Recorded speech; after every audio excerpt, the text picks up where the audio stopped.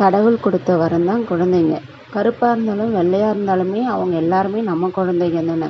ஆனால் ஒரு சிலவங்க என்ன பண்ணுறீங்க அப்படின்னாக்கா, யூடியூப்பில் யாரோ ஒரு இன்ஃப்ளூயன்ஸ் வந்து அவங்க குழந்தைக்கு என்னெல்லாம் யூஸ் பண்ணுறாங்களோ அதை நம்மளும் யூஸ் பண்ணணும் அப்படின்ட்டு நினைக்கிறீங்க. இல்லை, எனக்கு ஒன்று புரியல. அந்த குழந்தைக்கு என்ன ஏஜ் ஆகுது? ஒரு 6 மந்த் இல்லை 1 இயர்ஸ், அதுக்குள்ளே ஸ்கின் கேர் ரொட்டீன்லாம் நிறைய பேர் கேட்குறீங்க. அவங்க வந்து அவங்களுடைய ரிச்னஸ்க்காக ஏதோ ஒன்று ஃபாலோ பண்ணுறாங்க. ஆனால் அதை பார்த்து நம்ம குழந்தைக்கும் அதை தான் ஃபாலோ பண்ணணும் அப்படின்ற மாதிரி நீங்கள் ஏன் நினைக்கிறீங்க?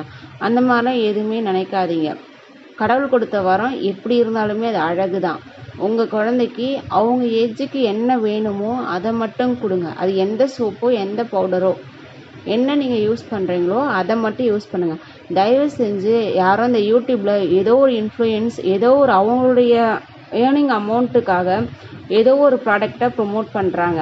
ஆனால் அவங்களே வந்து அந்த ப்ராடக்டை யூஸ் பண்ணுவாங்களான்னு கேட்டாக்கா நிச்சயமாக எனக்கு தெரிஞ்சு கிடையாது. அவங்க வந்து அவங்களுடைய குழந்தைங்களுக்கோ இல்லை அவங்களுக்கோ பர்சனலாக என்னென்ன வேணும் அப்படின்றத அவங்க யோசித்து தான் வந்து யூஸ் பண்ணுறாங்க.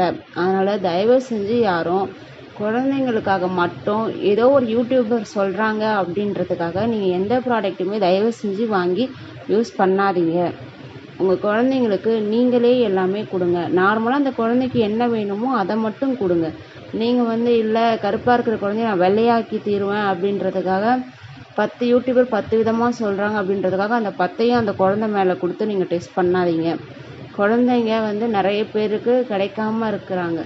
அந்த வரம் உங்களுக்கு கிடைச்சிருக்கா? அந்த வரத்தை வந்து நல்லா பார்த்துக்கோங்க. மற்றவங்கள பார்த்து நீங்களும் வந்து எக்ஸ்ப்ளோர் பண்ணணும் அப்படின்ற மாதிரி எதையுமே யோசிக்காதீங்க. ஒரு சத்து மாவு அப்படின்றது கூட நீங்கள் நார்மலாக பால்வடியில் கொடுக்குற சத்து மாவே நல்ல சத்து மாவு தான். நீங்கள் அதுவே காலையில் ஒரு வேளையும் சாயந்தரத்தில் ஒரு வேளையும் கொடுத்தாலுமே குழந்தை ஆரோக்கியமாக இருக்கும். ஆனால் நிறைய பேர் என்ன பண்ணுறீங்க அப்படின்னாக்கா, அவங்க பெய்ட் ப்ரொமோஷன் பண்ணுறாங்க. ப்ரொமோஷன் வந்து அவங்க சும்மாலாம் எதுவுமே பண்ணுறது கிடையாது. எல்லாத்துக்குமே அவங்களுக்கு அமௌண்ட்டு.